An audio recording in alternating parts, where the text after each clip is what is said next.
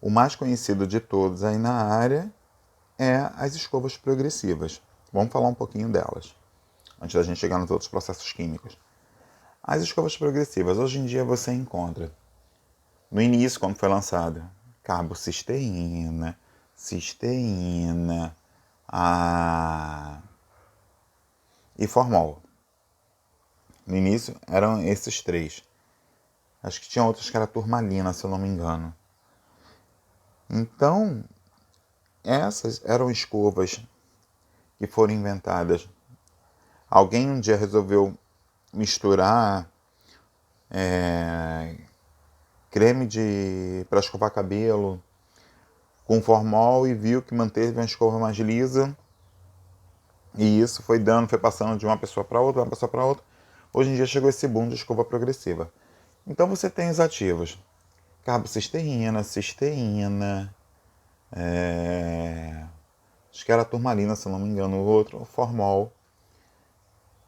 E o que elas faziam? Elas alteravam as pontes salínicas, elas alteram as pontes salínicas e as pontes de sulfeto, mas não chega a modificar totalmente as pontes de sulfeto. Elas conservam o cabelo na estrutura que você deixou. Então, quem faz esse milagre para conservar com a carbocisteína, cisteína ou formol é a prancha. O segredo da escova progressiva ela é a prancha. A questão de pranchar, porque é uma temperatura muito elevada e você tem agentes que são conservantes, que vão manter. Só que no caso da carbocisteína ou da cisteína, você tem agentes oxidativos, agentes que eles vão fazer durante o processo de calor uma ação oxidativa, uma ação oxidante. Elas vão pegar, se for um cabelo que já tem a coloração, elas vão mudar essa estrutura dos pigmentos cosméticos. De repente, um cabelo que está amarelado, no loiro, ele vai para um alaranjado. Um cabelo que está avermelhado, ele vai alaranjar. Um cabelo que está castanho, ele vai avermelhar. Mas isso são coisas que não cabem agora em relação a revelação de fundo de clareamento. Tá? Em relação ao fundo de clareamento. Então foi se descobrindo que você conseguiria mudar essas pontes ou deixá-la numa nova forma por muito mais tempo, que é o que acontece com as escovas progressivas. Então, dentre todas as escovas, a melhorzinha foi a base de formol. Então, gente, elas fazem isso. Aí foi viram que a melhorzinha em termos, é o formol, que não desbotava, não dava processo oxidativo, mudava a estrutura do cabelo, né?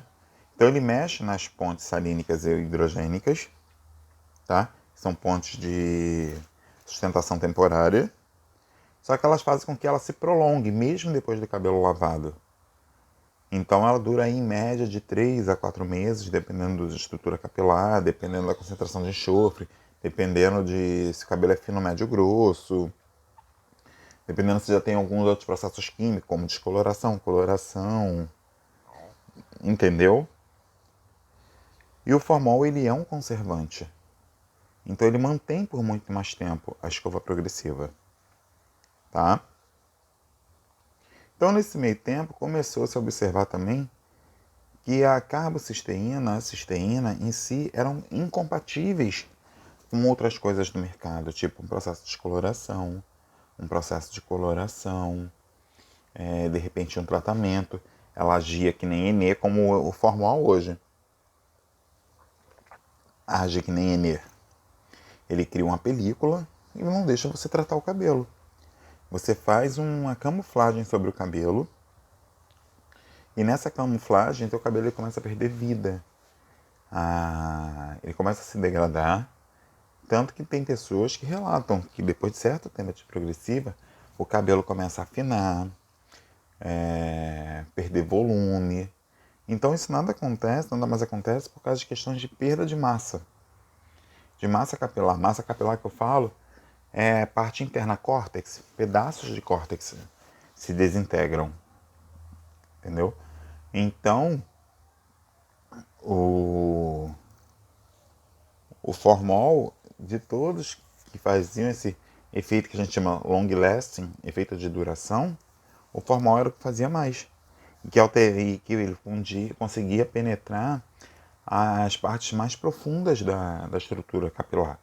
Ou seja, ele chegava a atingir a ponte de sulfeto, mas ele não tinha o poder de alterá-la.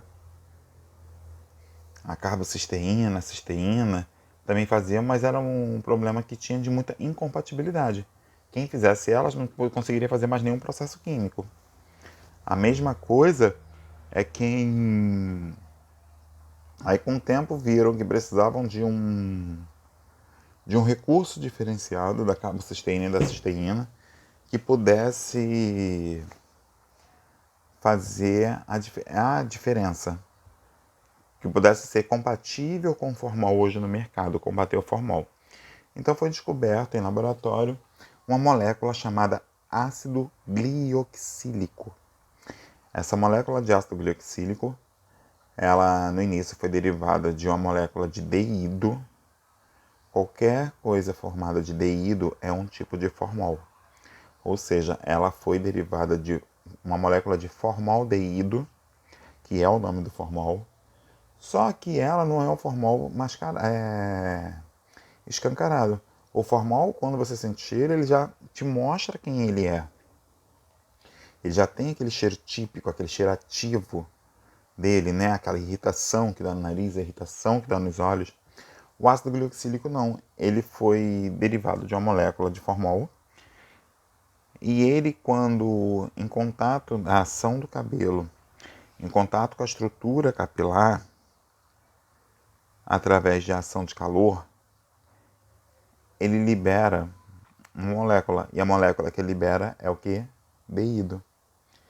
Então ele se transforma no formol através da ação de calor, através da ação da prancha. Quando você passa a prancha, a temperatura alta da prancha faz com que ele transforme o ácido glioxílico em uma molécula de formol. E ela é lançada no ar. Até ela lançada no ar, ela já fez o efeito de alisar a estrutura capilar. Tá?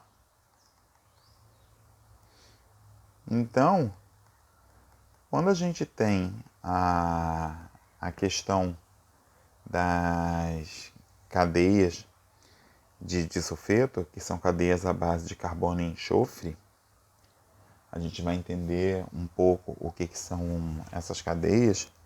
Eu tenho uma mudança total dessa estrutura. Eu tenho que dar uma nova forma a essa estrutura capilar. Então, como é que eu vou fazer isso? Eu tenho 3 agentes hoje no mercado, que são processos químicos que fazem essa diferença. Eles fazem o quê? Eles atingem a parte das pontes de sulfeto, eles desestruturam, eles modificam as pontes de sulfeto diferente do formol e do ácido glioxílico, ou de qualquer outro tipo de escova progressiva. Realmente, eles são um processo químico. Então, se são um processo químico, se é química, vai mais profundamente. Legal. Ele penetra no córtex, ele entra no córtex, ele vai na direção onde ele tem que ir, que são as pontes de sulfeto, e fazer essa mudança total, tá? Fazer essa transformação das pontes de sulfeto. Então, como é que ele faz isso? A gente tem, nós chamamos tioglicolato de amônio, tá? Nós temos hidróxido de guanidina e nós temos hidróxido de sódio. Ah, professor, mas é assim? É só chegar, sair aplicando qualquer um? Não. Você tem que fazer uma boa anamnese, você tem que avaliar essa estrutura capilar e saber diagnosticar qual tipo de química combina com qual tipo de cabelo. Como é que você vai fazer isso?